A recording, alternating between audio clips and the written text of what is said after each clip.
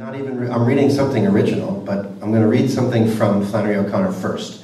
In a nutshell, I went to grad school at St. Mary's College after deciding I wanted to take fiction seriously. And I was a study of the short story, so it was not about novels or selling novels. It was about the craft of short fiction. So I got to St. Mary's, and I sort of found Flannery O'Connor. Maybe I hadn't read her, but there was a class about her, and this book, A Good Man is Hard to Find. And I read these 20 years ago. I was in grad school 20 years ago, and whatever she was doing was really, really working for me. Obviously, the human condition. It's a day, it's not the most important day of the world. It's like any given Tuesday, not a birthday, and you're on the porch with a relative, and the intricacies of that dialogue and what kind of meaning might rise from just an interaction with two people. So short fiction's weird. I don't read them anymore. I used to be very into them, but then I realized I read 100 of them, and then you could realize you only liked 4 or 3. So there's a certain magic to them that is a different art form than the novel. They begin and end with a certain different energy. I've taught also at the grad level at St. Mary's, and I love bringing this book in to say, yeah, this isn't a bad place to start. All right, there's my original work, which has been so doctored in my travels, because it's original work. That's not that big a deal, but I'm just still working on it. So, okay. This title is hard to say. It's The Artificial N-Word. I'm sorry, I didn't write it. The Artificial N-Word. But this is a story about a grandfather and a grandson on the train going to the big city. I think this is all you need to know. And she's in both of their point of views. And the little boy is trying to learn from his grandfather, and the grandfather, he's not a very good parent. But the way she evokes these subtleties is very Flannery. So this is a 7-minute thing, and then I'll get on to that. Nelson's the boy, and then the Mr. Head is the grandfather. We ain't passed here before, as Nelson said. This was a neighborhood of brick buildings that might have been lived in or might not. A few empty automobiles were parked along the curb, and there was an occasional passerby. The heat of the pavement came up through Nelson's thin suit. His eyelids began to droop, and after a few minutes his head tilted forward. His shoulders twitched once or twice, and then he fell over on his side and lay sprawled in an exhausted fit of sleep. Mr. Head watched him silently. He was very tired himself, but they could not both sleep at the same time, and he could not have slept anyway because he did not know where he was. In a few minutes, Nelson would wake up, refreshed by his sleep and very cocky, and would begin complaining that he had lost the sack and lost their way. You'd have a mighty sorry time if I wasn't here, Mr. Head thought, and then another idea occurred to him. He looked at the sprawled figure for several minutes. Presently, he stood up. He justified what he was going to do on the grounds that it is sometimes necessary to teach a child a lesson he won't forget, particularly when the child is always reasserting his position with some new impudence. He walked without a sound to the corner about 20 feet away and sat down on a covered garbage can in the alley where he could look out and watch Nelson wake up alone. The boy was dozing fitfully, half-conscious of vague noises and black forms moving up from some dark part of him and into the light. His face worked in his sleep, and he had pulled his knees up under his chin. The sun shed a dull, dry light on the narrow street. Everything looked like exactly what it was. After a while, Mr. Head hunched like an old monkey on the garbage can lid, decided that if Nelson didn't wake up soon, he would make a loud noise by banging his foot against the can. He looked at his watch and discovered that it was 2 o'clock. Their train left at 6, and the possibility of missing it was too awful for him to think of. He kicked his foot backwards on the can, and a hollow boom reverberated in the alley. Nelson shot up onto his feet with a shout. He looked where his grandfather should have been and stared. He seemed to whirl several times, and then, picking up his feet and throwing his head back, he dashed down the street like a wild, maddened pony. Mr. Head jumped off the can and galloped after, but the child was almost out of sight. He saw a streak of gray disappearing diagonally a block ahead. He ran as fast as he could, looking both ways down every intersection, but without sight of him again. Then as he passed the 3rd intersection, completely winded, he saw about a half block down the street a scene that stopped him altogether. He crouched behind a trash box to watch and get his bearings. Nelson was sitting with both legs spread out, and by his side lay an elderly woman screaming.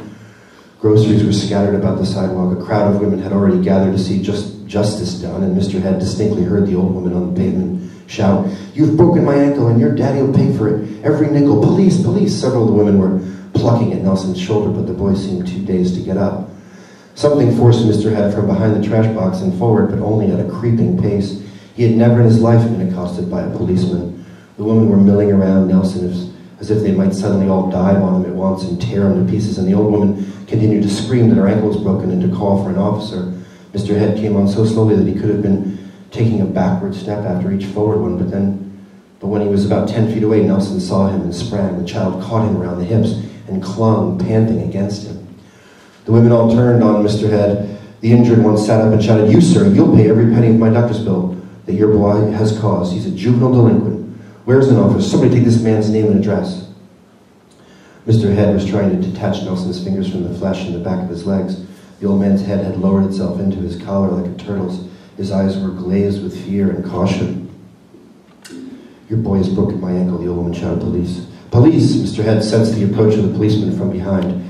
He stared straight ahead at the women who were massed in the fury like a solid wall to block his escape. "This is not my boy," he said. "I'd never seen him before." He felt Nelson's fingers fall out of his flesh. The women dropped back, staring at him with horror, as if they were so repulsed by a man who would deny his own image and likeness that they could not bear to lay hands on him. Mr. Head walked on through a space they silently cleared and left Nelson behind. Ahead of him he saw nothing but a hollow tunnel that had once been the street. The boy remained standing where he was, his neck craned forward and his hands hanging by his side. His hat was jammed on his head so that there were no longer any creases in it.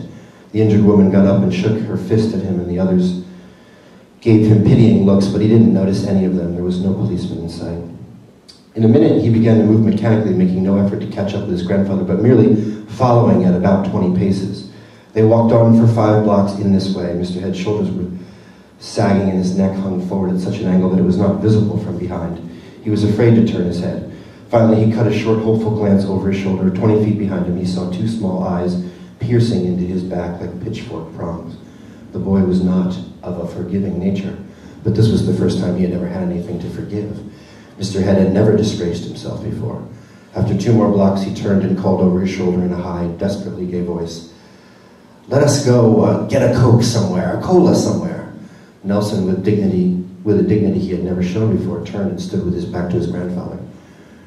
Mr. Head began to feel the depth of his denial. His face, as they walked on, became all hollows and bare ridges. He saw nothing they were passing, but he perceived that they had lost the car tracks. There was no dome to be seen anywhere, and the afternoon was advancing. He knew that if dark overtook them in the city, they would be beaten and robbed. The speed of God's justice was only what he expected for himself, but he could not stand to think that his sins would be visited upon Nelson, and that even now he was leading the boy to his doom. They continued to walk on block after block through an endless section of small brick houses until Mr. Head almost fell out of over a water spigot sticking up 6 inches out of the edge of the grass plot. He had not had a drink of water since early morning, but he felt he did not deserve it now. Then he thought that Nelson would be thirsty, and they would both drink and be brought together. He squatted down and put his mouth to the nozzle and turned a cold stream of water into his throat.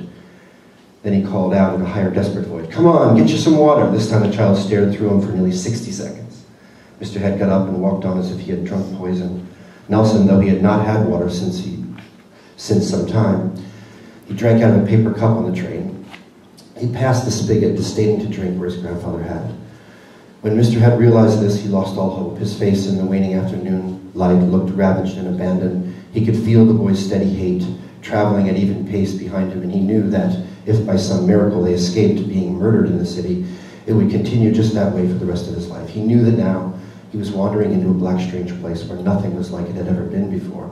A long old age without respect, and an end that would be welcome because it would be the end. I think I'll stop there. Why do I pick that one? There's a section of each of these where there's some grave sort of human loss and want that we can tap into when we regress from periods of our childhood. When I was at St. Mary's, the first 2 short stories I published were of the point of view of sort of precocious children who were unheard by the adults raising them. And certainly my first novel, The Unthinkable Thoughts of Jacob Green, is he ages from about 10 to 12 in that book, and that's the case. His unthinkable thoughts are his reality, that he's attempting to pull away from a father who treats him like an appendage. Okay, but this is to Flannery from me.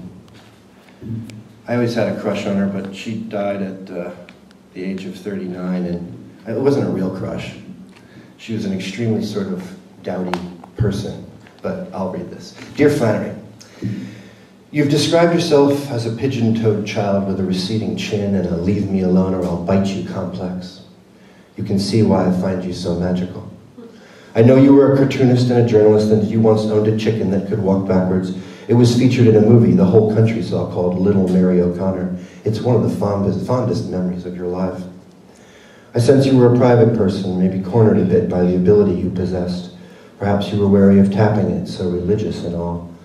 I know that you were sick and that you lost your beloved father to lupus, the same disease that will take you at 39. But there's another thing about you, Flannery, other than the bad chin and the famous chicken. It's the fiction, those towns and people you wrote about, and those stories I read 20 years ago in grad school.